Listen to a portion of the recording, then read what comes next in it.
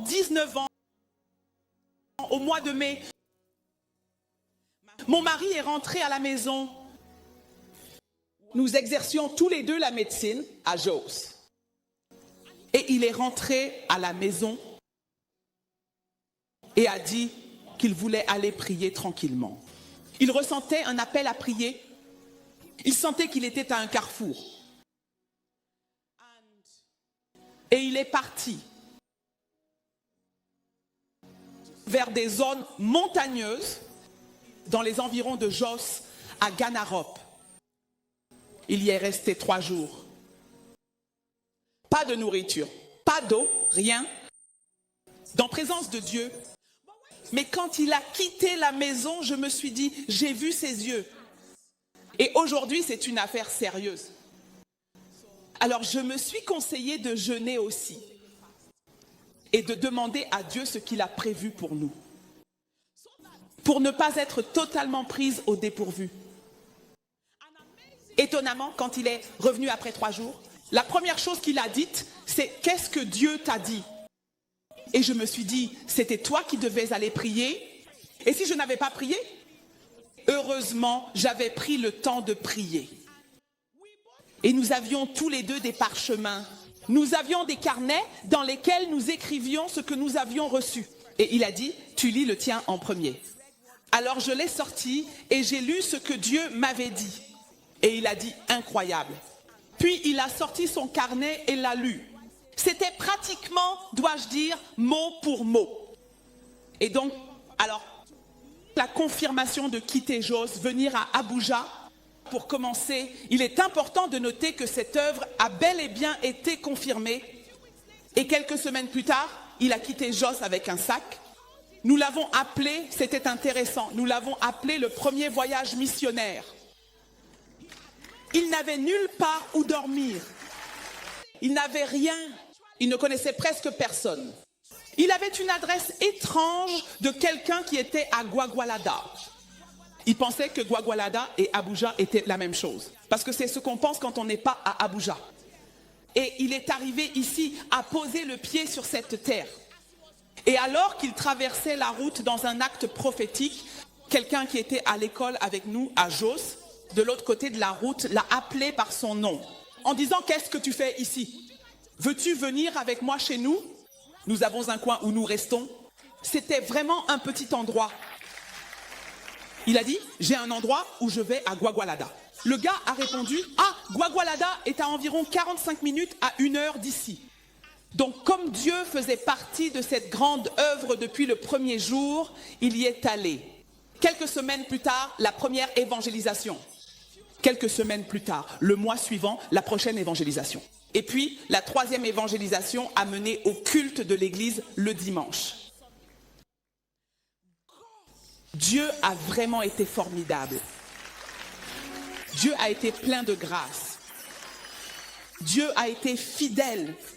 Je me souviens bien de cet endroit où ce jeune homme l'a emmené dormir là-bas, dans une grande pièce.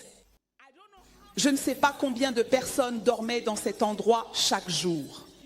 Si tu trouvais un coin derrière une chaise, par terre, alors tu t'installais confortablement et tu dormais jusqu'au matin.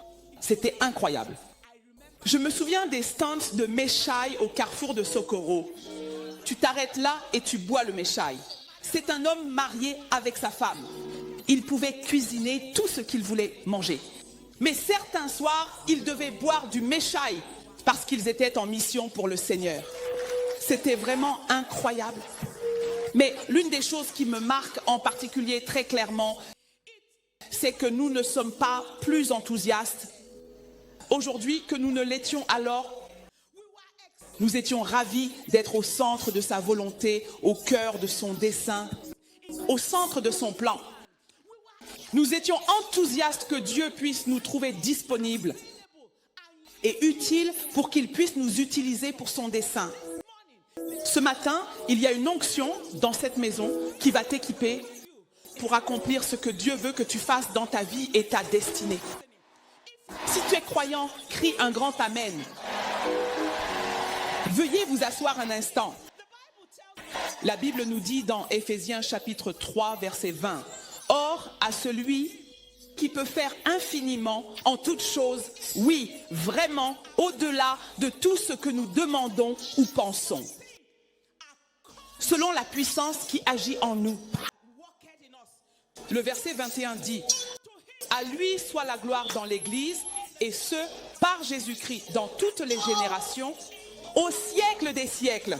Amen. » Ce matin, Dieu s'apprête à faire pour quelqu'un infiniment au-delà de tout ce que tu peux penser ou imaginer au nom de Jésus-Christ. Cela a été un voyage de foi. Une foi absolue en Dieu. Cela a été un voyage, deuxièmement, de confiance absolue en Dieu. Cela a été un voyage de refus de se tourner vers un homme. Refus de considérer un être humain en tant que personne, comme source ou soutien. Regarder vers quelqu'un au détriment de lever les yeux vers Dieu. Cela a été un voyage de vision. Vision inébranlable.